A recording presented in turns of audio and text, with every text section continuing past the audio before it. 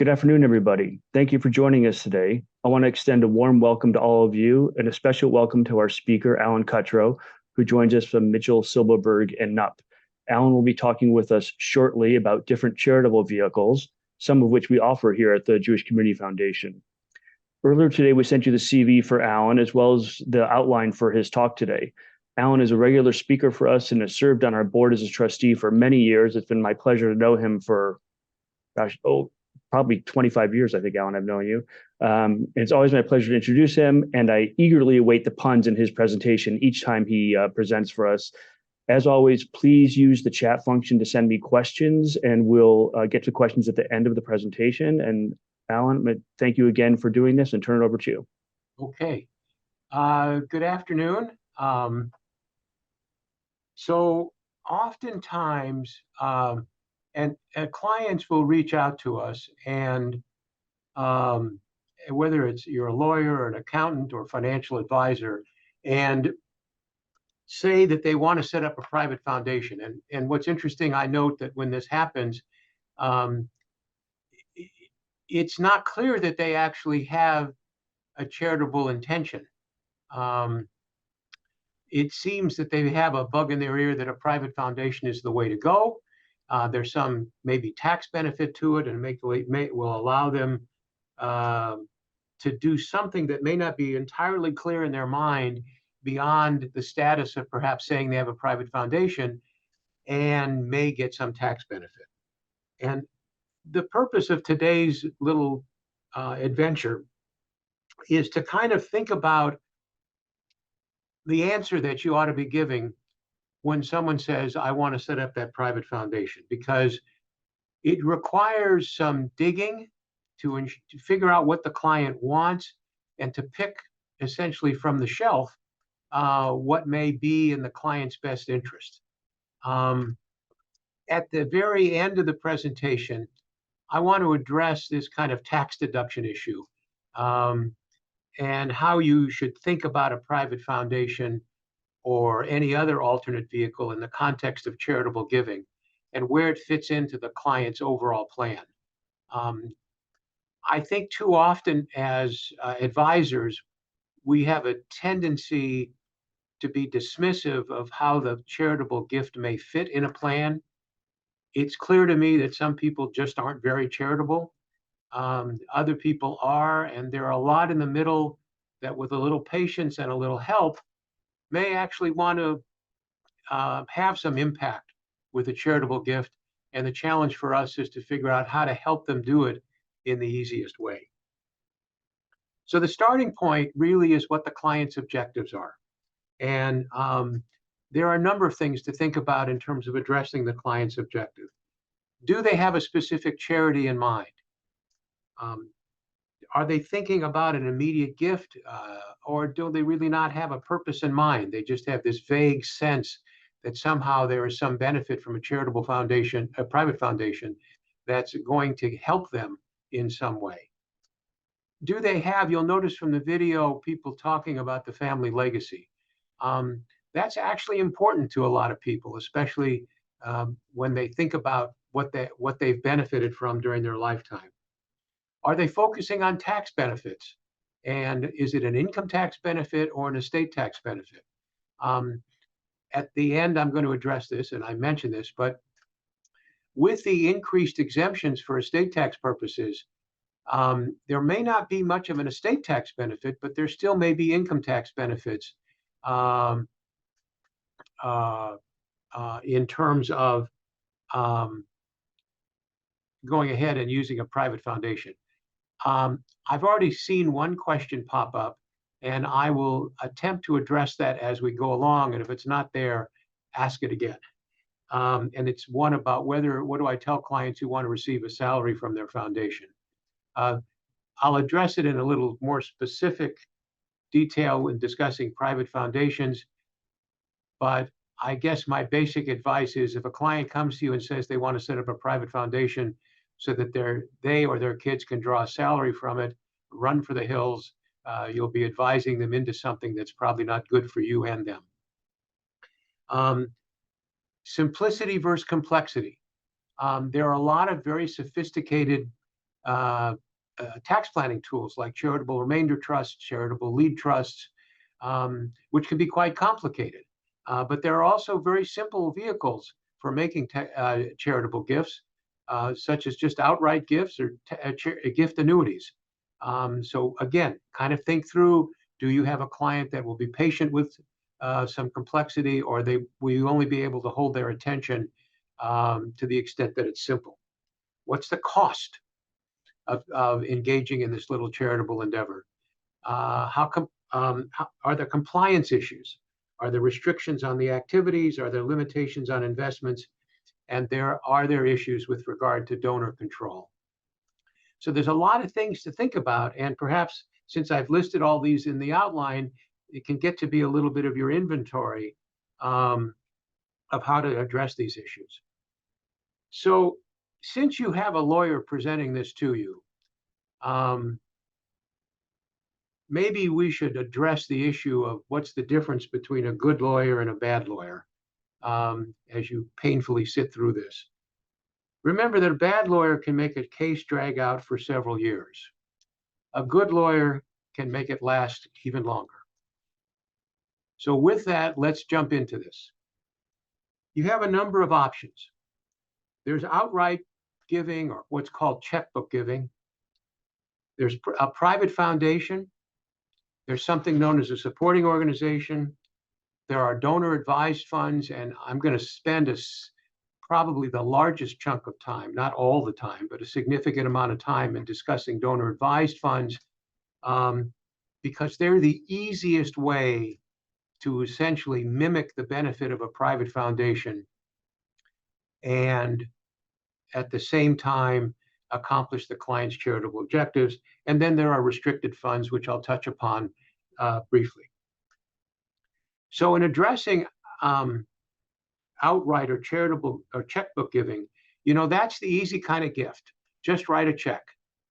The reasons can be many. There can be personal connections with the charity. They may know a supporter of the charity. They've gotten a TV or online solicitation. These generally result in smaller gifts and may not even come pass your way as an advisor in terms of dealing with this. But to the extent that you've had clients make more than small checkbook type gifts, they may indicate some sense of obligation or guilt, either way, two sides of the same coin sometimes, about having a desire to do something more than just pass all their assets on down to their kids. There's a couple of comments I've made before, and I'll repeat today. It has always been interesting to me in the planning process that when you address with clients in their estate plan a portion of charitable giving, and we'll discuss the real impact of this at the end, but when they address charitable giving, they'll say, oh, I must leave all of my money to my children. I have to leave every cent for them. And yet, if you were to examine many people's lifetime giving, you will see that they have made perhaps more than insignificant charitable gifts to charities that they have an affinity for. And I always wonder sometimes that during their lifetime, they didn't keep every cent for themselves or their kids. So why would you do that at death? And to the extent that they make gifts during their lifetime, they've clearly made some level of investment in whatever area they're interested in. Why would you want that investment to just disappear when they go away? Clearly, with smaller gifts, the checkbook type giving gifts, that may not apply. But sometimes we skip over that and only think that really big givers can have an impact. The amount of dollars that can have a significant impact in charity sometimes are misunderstood, and smaller amounts can be significant. So the title of this is about private foundations. So let's address private foundations next.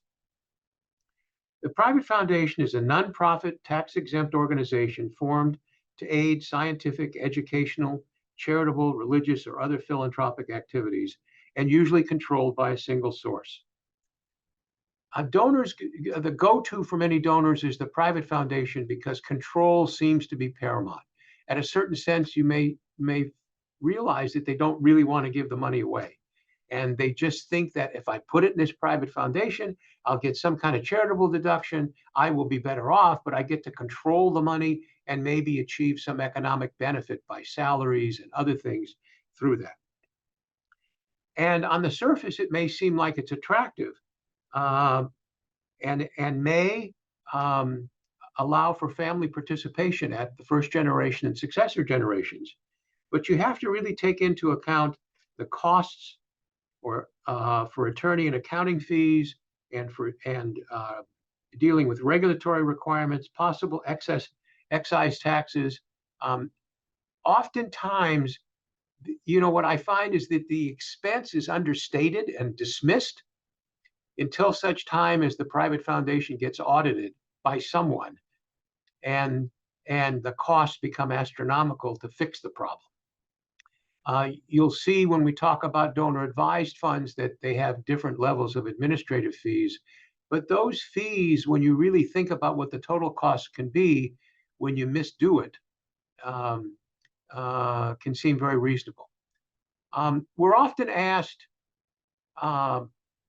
what's a minimum level for a private foundation?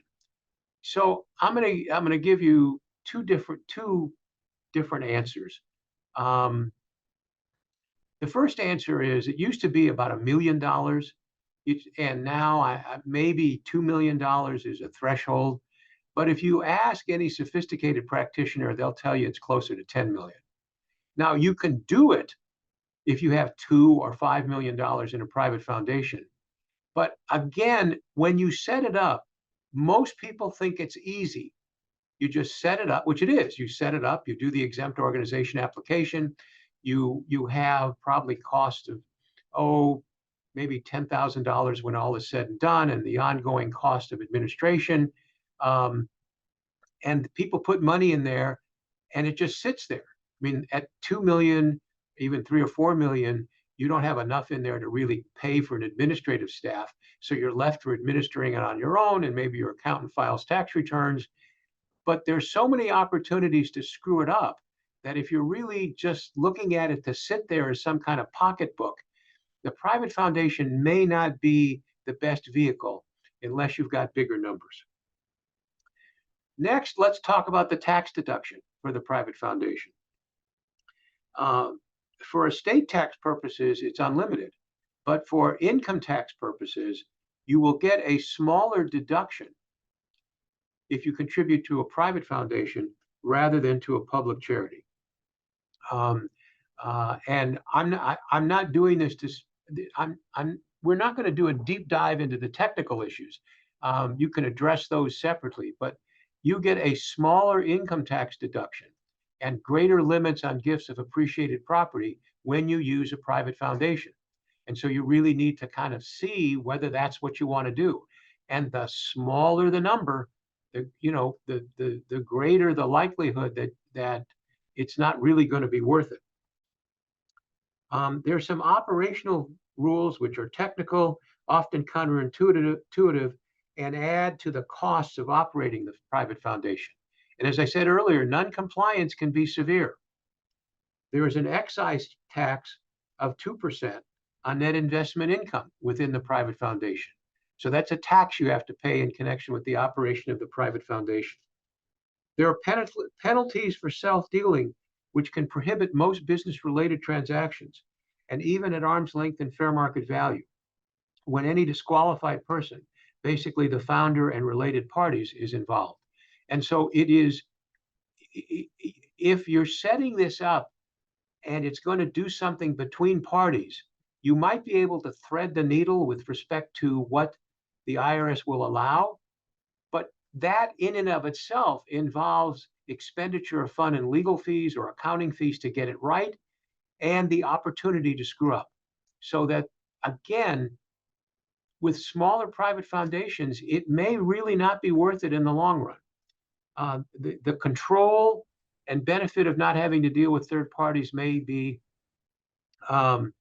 imaginary when you do this. For private foundations, you have to make minimum distributions of 5% of the asset value, and there are penalties for failure to do that, and additional penalties in California for failure to do that. So that, and you'll see with donor advised funds, at least for the moment, there are no minimum distribution requirements. There aren't minimum distribution requirements for support organizations. So that, you know, again, if you think you're going to set something up and just stuff money there and not do anything actively, you may be mistaken. There are prohibitions on excess business holdings, which can be problematic for private foundations. There are prohibitions on speculative investments. And there are also additional issues in California for that. So to kind of put that in some context, if you're going to set up this private foundation and then put some funky investment in there, you may expose yourself to penalties. And there are penalties for taxable expenditures, which can be grants to individuals through programs not approved by the IRS, for influencing legislation, or simply for attempting to achieve something other than a charitable purpose. And again, California has additional layers of penalties. Termination of a private foundation is strictly regulated. And lastly, there are annual reporting requirements. And this can include not only with regard to internal revenue or federal returns, but also California returns. And in California, if you have a private foundation with gross revenue of in excess of $2 million, that's obviously not a small private foundation. There are audit requirements.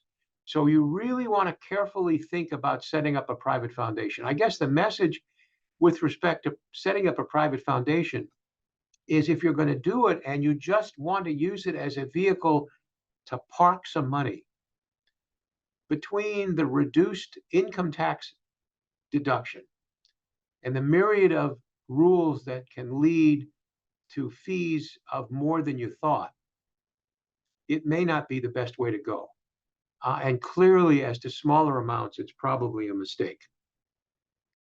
So let's move to a second type of exempt organization which might work. Now, they're called support organizations. The Jewish community has a lot of them, although I'll make a comment as we transition from support organizations to donor advised funds as to how kind of the landscape for these have changed. Support organizations, there are three types of support organizations, type 1, type 2, and type 3. For purposes of our discussion, we're really going to focus on the type 1 support organization, because the type 2 support organization is one that's completely controlled by a charity for a specific purpose. And the type 3 support organizations, which used to be something that was really worthwhile thinking about, where you didn't have it really controlled by any specific charitable beneficiary, has turned out not, the IRS has seen that it was used to kind of essentially mimic a private foundation and not accomplish what support organizations were meant to accomplish. Now, the key with a support organization is that it is essentially controlled by public charities. So it is there for the purpose of supporting one or more specific public charities. And most importantly, the donor cannot control the organization.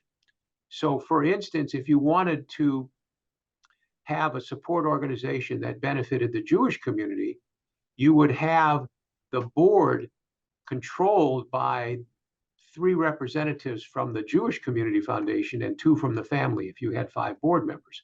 Now, for many families, that may make sense, and I'll address why it may make sense in a moment. And it may work well in that case. But again, what we've seen at the Jewish Community Foundation, as donor advised funds have been built up, somebody's on in the background, so we'll have to mute themselves. A donor advised fund might work better. So let me go over the 3 requirements for the support organization, And we'll talk about the advantages and disadvantages and then move on to the donor advised fund. So there are three tests. There's the organizational and operational test, which means that the organization is organized and operated exclusively for the support of specific charitable organizations.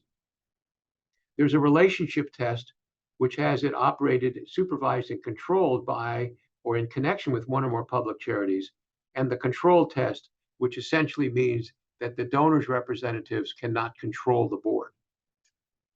Now, the advantages of the support organization are, I've listed two, but there's really three.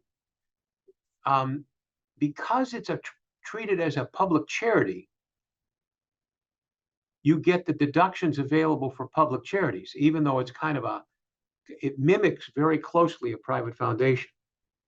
The second benefit is that you get the administration and oversight of the public charity, so that the administrative costs and potentials for failure that you have with a private foundation are avoided with the support organization. The third benefit, and to me is the defining benefit between this and perhaps a donor advised fund and even a private foundation, is that you now have created a partnership between the family and the specific charity. In my case, the Jewish Community Foundation. It could be the California Community Foundation. It could be UCLA. It could be USC. It's a partnership. And this would appeal to people who really want to continue the relationship of the family with an organization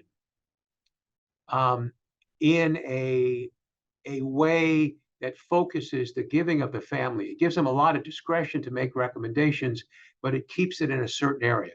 To some people, that's an appeal. To others, it's not. And we'll go over the disadvantages in a moment, but I would say one thing that I find in my practice that's interesting. I'll have a lot of clients who bemoan the fact that, oh, pick it, my children are not interested in Jewish causes, and the family has been involved. When I say Jewish causes, I mean anything that goes on in our Jewish community. And this is applicable to the broader Los Angeles community, so don't take it as being that restricted. And the family will say, well, I don't want to do this because they're just not interested and it won't work. And what I have said to some people is, it might not. But one, it kind of endows, as it were, your legacy in the community when you're no longer here, that this commitment continues. And if you really think about it, what's the worst that could happen? The worst that could happen is that no one will be interested. But what might happen is that someone might actually be exposed to things that they weren't otherwise exposed to, and it may take, and that may continue the family legacy with its involvement to the particular charity that they're connected with. So there is a plus with the support organization, but it's that connection. And you'll see the difference when we discuss the disadvantages and then transition to donor advised funds as to what the different opportunities are.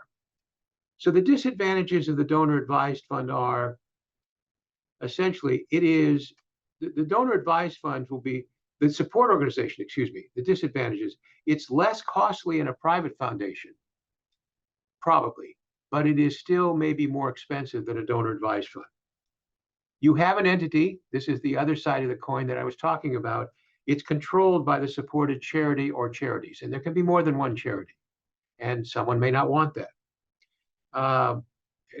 Following on that, the mission may be narrower than the donor wants, and there are ever-changing IRS rules with respect to the applicability of the support organization. So the support organization may have a place as better. The dollar amounts are not as great as what's required for a private foundation, and it may be a better place to land because you get the benefits of a distribution to a public charity and some assistance to the family in charitable giving. So now to the most important part, joke number two. And then we'll get into donor advised funds. And this is really difficult because I can't see anybody's face except Steve's. And so I do this at some risk. There was a Catholic priest, a Baptist preacher, and a rabbi sitting around and drinking coffee. They didn't walk up to the bar. Someone made the comment that preaching to people isn't really all that hard, and a real challenge would be to preach to a bear. One thing led to another, and they decided that each would find a bear and attempt to convert it to their religion. 7 days later, they all came together to discuss their experiences. Father Flannery, who had his arm in a sling and had various bandages on his body and limbs, went first. Well, he said, I went to the woods to find me a bear, and when I found him, I began to read him from the catechism. Well, that bear came after me and began to slap me around, so I quickly grabbed my holy water, sprinkled him, and Holy Mary, Mother of God, he became gentle as a lamb. Reverend Billy Bob, the Baptist, spoke next. He was in a wheelchair and had an IV drip, and he said, I went out and found me a bear, and then I began to read to my bear from the Bible, but that bear came after me.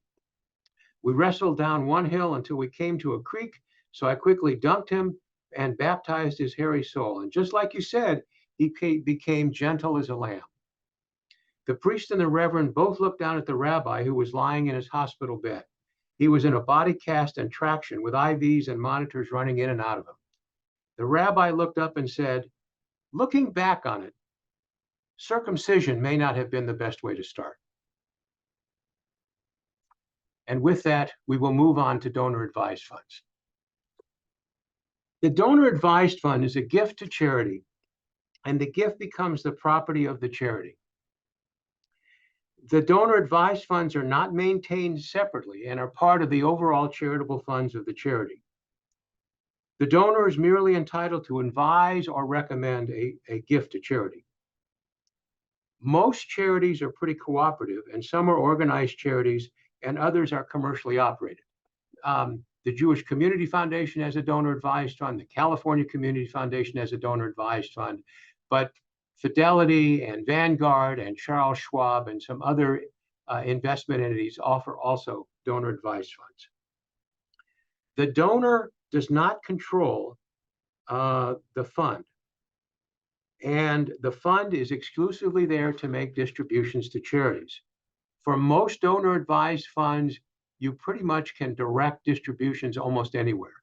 I think there are some limitations on where the Jewish Community Foundation would allow funds to be distributed, but you can almost guess what that might be.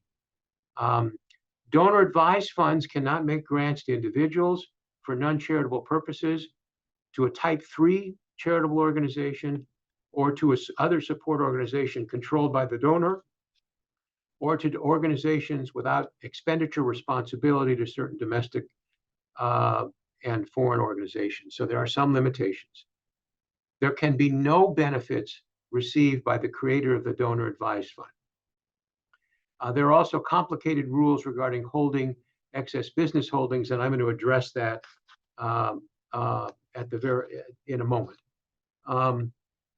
There are currently no minimum distribution rules, but because so much money has piled up in these donor advised funds, various states and Congress have continued to want to address some type of minimum distribution requirement.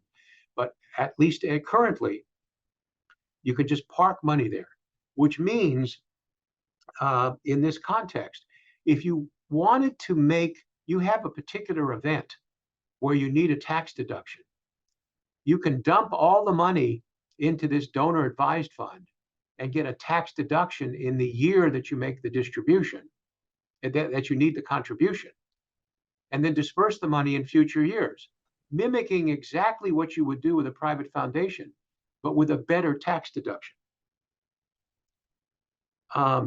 There are specific rules for gift receipts and for the operation of the donor advised fund, and you should be aware that there were proposed regulations issued just yesterday, which addresses taxable distributions,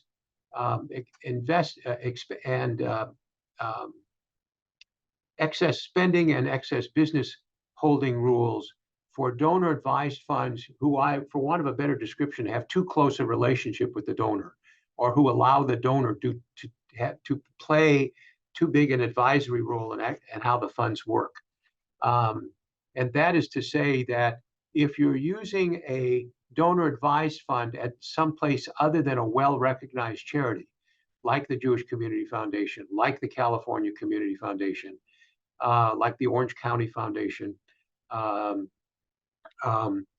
you need to be very careful that if you think you're buying more control and input in an advisory capacity as to what's going on, there are these new proposed rules which may in a sense expose you to some of the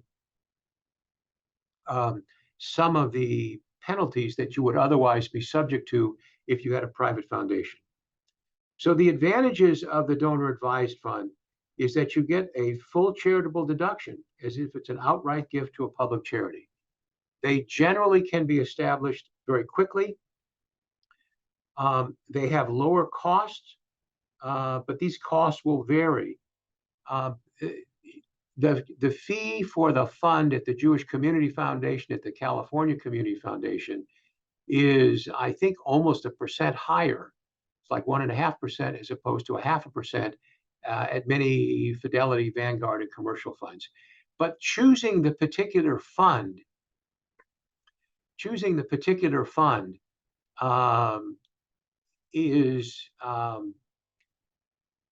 there are reasons for picking a different fund, and I'm going to touch upon those in a minute. So just because the expense is higher doesn't mean you head for the hills and go to a commercial fund. It really depends on what you want to accomplish. Where you are investing with charities, look at what your investment alternatives are. You may have broader investment alternatives with commercial funds, but you will see, depending on the size of your donor advised fund, that if you have a donor advised fund with something like the California Community Foundation and the Jewish Community Foundation, at different levels, you can have a broader choice in terms of picking investment alternatives. The donor advised funds are exempt from the excise taxes, except these new rules where the donor has too big an advisory capacity. And there's no disclosure to the contributors. They just get a check from a particular fund that may have your name on it. The disadvantages of the donor advised fund is that you have less control as you would with a private foundation or a support organization. There are no distributions to private foundations. There are limitations on the type of property contributed. You cannot use a donor advised fund to fulfill an existing pledge. Most donor advised funds end after 2 generations. And the rules, as I said, in terms of distributions may be subject to review because large amounts of money are being parked in these donor advised funds, the commercial ones in particular. And the beneficiary is the donor who gets the tax deduction and the commercial entity operating the donor advised fund, but not charity. So the questions you want to ask in terms of setting up which one you're going to set up is, verify the charity status, see what the minimum size is to set up the donor advised fund, check what the minimum grant amount is, because many funds will limit the amount of distribution you could make. There may be, I now have 2 questions that I haven't addressed, and I'm going to address both of them as we're going along. So one from Ed Levine and one from Larry Title, and now one from Larry Morse.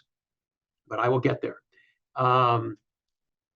Check the fee structure and how reporting is done to you with respect to the account. Find out how quickly grants can be made. Find out how gifts are identified. On page 6 at J little 7, it should be advice available from charity sponsor and depth of organization. And I want to mention that in particular, The benefit of a commercial donor advised fund is that nobody bothers you. The detriment of a donor advised fund and a commercial fund may be that nobody bothers you. At some level, what you may be paying for the extra percent that you pay to a community foundation, by way of example, is that you have their staff available to help you validate and find the best of the best in a certain area. I had a client of mine, and that wife died very young of cancer, and we set up a fund. It happened to be at the California Community Foundation. And he had his particular area of interest, but we didn't know how to find them. And so we used the staff at the California Community Foundation to help us validate credible organizations that dealt in the specific area. And then we made a selection. And it's one of the most permanent memories of my life is that it happened to be a place called Caring for Babies with AIDS. And we took a tour of the place. And when he and I, in fact, I'm choking up now as I say it, as he and I left, we both threw our arms around each other and we had tears in our eyes. We would have never been able to find a place that so perfectly carried out the memory of his wife without the staff of the California Community Foundation. And forgive me for being a pitchman for the Jewish Community Foundation, but that's what you buy. That's what you buy with that extra percent, is to really find with some specificity something that accomplishes so very much what you may be interested in and gives you the support staff to do that, identifies you with the Jewish community, and allows you the opportunity to better effectively carry out what may be your mission.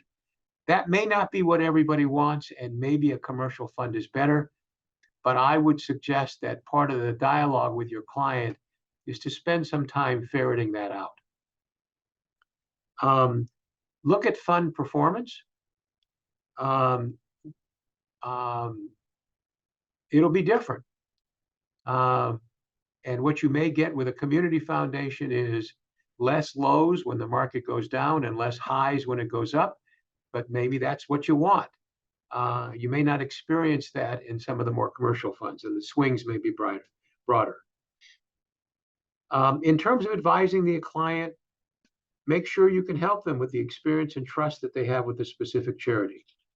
Look at the fees, performance, and spending policies. There's an agreement that you'll negotiate in setting up this fund, and be careful to make sure you go over the terms of the agreement regarding contribution timing, what's being contributed, the fund limitations, naming rights, how it addresses changed circumstances, and how it deals with benefits that may be received by the donor on making the gift, which is a thing that you will have to be really careful with under these new regulations. Look for the kinds of reports that you're going to get. Look how the distributions are named and how that ties into naming rights. Remember that these funds cannot be used to satisfy a pledge. Look for arbitration provisions and how much flexibility there is in the standard agreement in setting up the donor advised fund. Let me touch upon some thoughts regarding commercial funds versus community foundation or other public charity. With a commercial fund, you consolidate your giving in one place. You can have well-recognized financial institutions as sponsors, perhaps no minimums, maybe the set up online giving and granting, but larger public charities that larger community foundations may help allow that also. They may be better suited to help with non-cash contributions, or they may not. That's a question you should be asking. Do they have broader investment choices? And what's the benefit of advice or no advice? Also, with respect to community foundations, Do they have the ability to have unrestricted funds such as scholarship, field of interest, restricted or donor advised funds? See what kind of flexibility they have.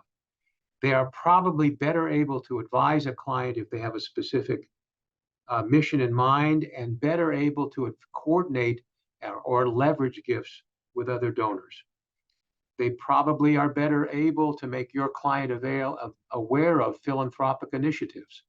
Again, if a client has a particular area of interest, um, uh, um, and it fits with the broader areas of interest of a community, whether it's a Jewish community, a larger Los Angeles community, or the community of the public charity sponsor of the donor advised fund, they may be better suited there uh, to participate in philanthropic initiatives, to have a bigger picture of giving with strategic donors and working with the other charities. There are some downsides. It could be more expensive. You may have limited investment choices. There might be a higher threshold for setup, and make sure there is an ease of distributions. The bottom line of all of this is spend some time with your client figuring out what they want. The decision should not be made just because the fee is higher. It can be, because that may be the only thing that concerns the client. But explore with the client what may fit best with them. There are some people to whom it is very important that as these gifts are made out of donor advised funds, by way of example, the word Jewish is attached to it from their particular fund. There are other donors who could care less, and what may be important to them is simply parking their contribution while they try and better define their charitable objectives. But I would suggest that, to the extent that you can do this without offending your client, spend some time thinking with them about what they want to do. My favorite phrase in this area is imagine the possibilities and see what happens. Now, I'm gonna finish with restricted funds and then address some final thoughts. And I think I've got 15 minutes, and I'll leave a little time for questions after answering the ones that I have.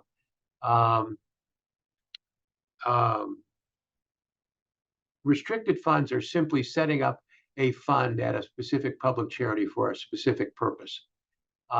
And you can do that with the Jewish Community Foundation or the California Community Foundation, and you just have a more narrowly defined pot. So with that, I want to address the questions that came up, and then I'll finish. What are the differences between a donor advised fund and a charitable endowment fund at the Jewish Community Foundation? The donor advised fund is what we've just described. It's a fund that you can make recommendations from.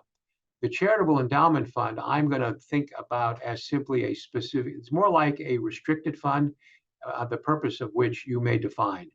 But if it's a restricted fund, the decision is really that of the charity. And while you can, I think, have some advisory role, it's going to be a little different than a donor advised fund because the charitable purpose is going to be more restricted. Is it permissible to have a donor advised fund at 2 or more foundations? Yes.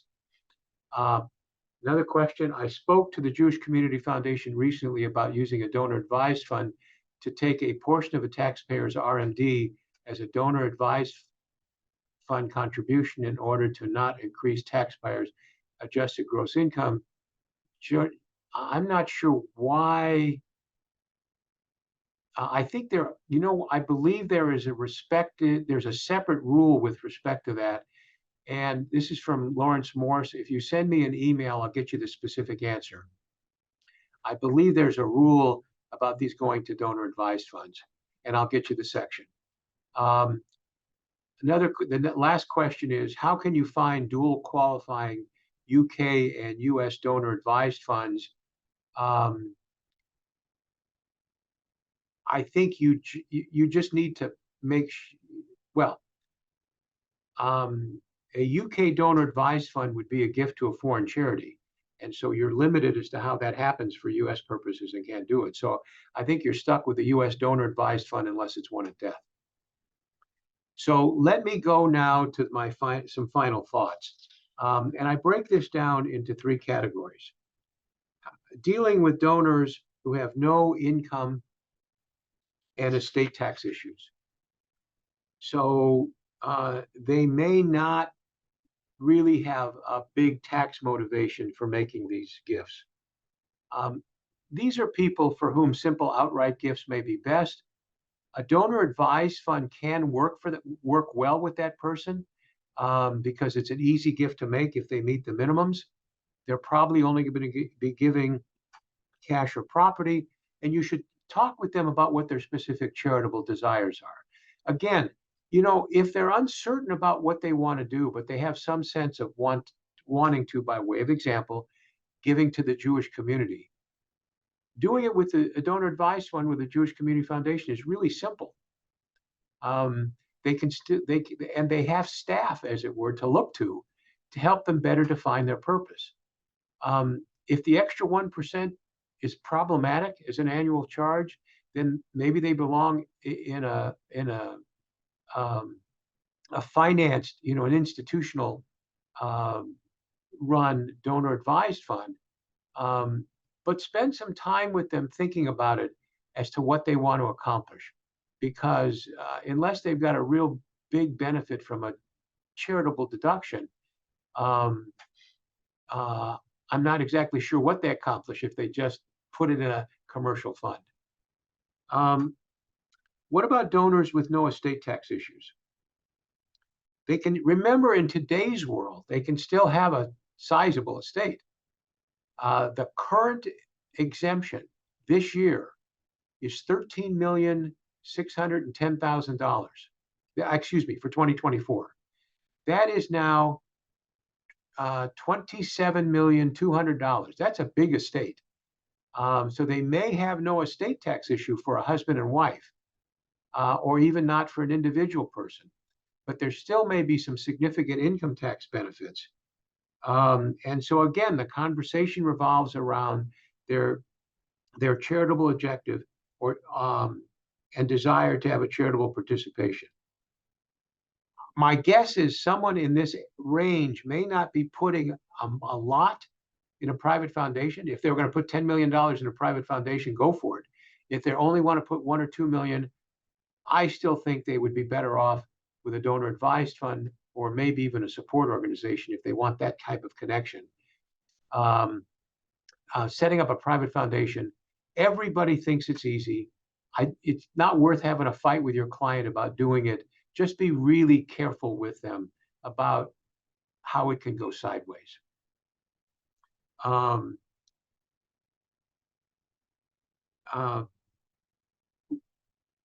It can work, but they might find themselves spending as much money as they would with a donor advised fund. Find out what assets are being contributed, find out what kind of income tax deduction they need. Lastly, and this is the point I want to end on it with, and of course with one final joke, because I can't leave well enough alone. Donors who have an estate tax issue, the conversation I always have with them is, do you realize you have a charitable deduction in your estate plan? And they kind of scratch their head and say, what are you talking about? Well, whatever the tax liability is, that's your charitable contribution to Uncle Sam. And so the challenge to us as planners can be, using the right kind of techniques, how do we turn that charitable gift from Uncle Sam into a charitable gift to a favored institution and or a charity that the kids control? And you can do that. It takes some patience. It takes using some more sophisticated techniques. But, sometimes it's worthwhile asking the client, do you care if your kids get $15 million each and $2.5 million goes to the government? Or would you mind if your kids only got $14 million each, but controlled a charitable fund of $3.5 million or that $3.5 million went to a charity you like instead of it going to Uncle Sam in either case. And you can do that, and it's worthwhile having that conversation um, with the client and see how they react to understanding that they actually have a charitable gift in their estate plan. So before I try and answer, I think I've got 5 minutes. Before I try and answer one last story, and then we'll finish up with questions. A woman goes to the post office to buy stamps for her Hanukkah cards.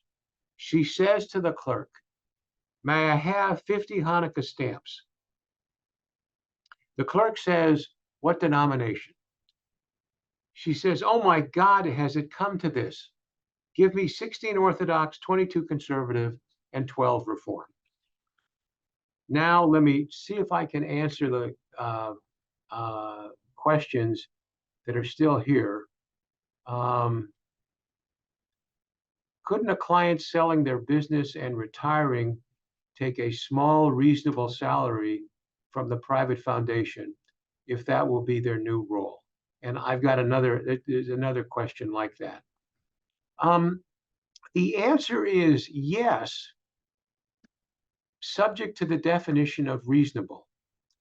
And I think what you will find is that it's pretty small. And the people actually have to be doing something. So I'm not going to tell you that no salaries can be paid, but it's really got to be small. Natalia, you sent an answer out to everyone regarding a specific question. So unless there are any other questions, thank you for your patience. Frankly, what I hope you've concluded is that donor advised funds are a really, really easy and flexible alternative with a lot less headache than a private foundation.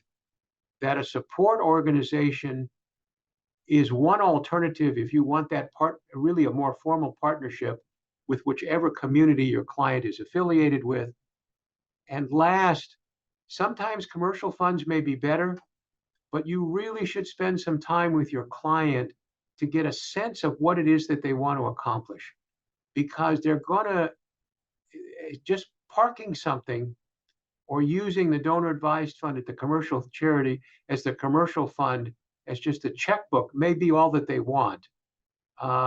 But as I said, imagine the possibilities. And if they're really curious about something more formal, using one of the public charity community foundations may in the end be much more rewarding. Thank you. Thank you. And I just want to add one commentary. We spend quite a bit of time helping family foundations wind down into donor advised funds because they find it so much easier to deal with. And donor advised funds are private as opposed to private foundations. And sometimes when people set them up, they get bombarded with requests because they're public. And that's a big issue that some people don't want to deal with. So want to thank you, Allan, and for everyone for being here today. If we can help you with the donor advised fund, please be in touch with us. We do this all day long. Happy to talk with you about the advantages and disadvantages of being here, the value add that Allan spoke of in terms of how we help people. And our next event is on December 5th, 2023, 12 o'clock, the dynamics of intra-family trust and estate litigation with Vatcha Zejian of Jeffrey Mangles, Butler, and Mitchell. I hope you all be able to join us at that event. And until then, I wish you all good health. And I'll see you in December. Thank you for being here.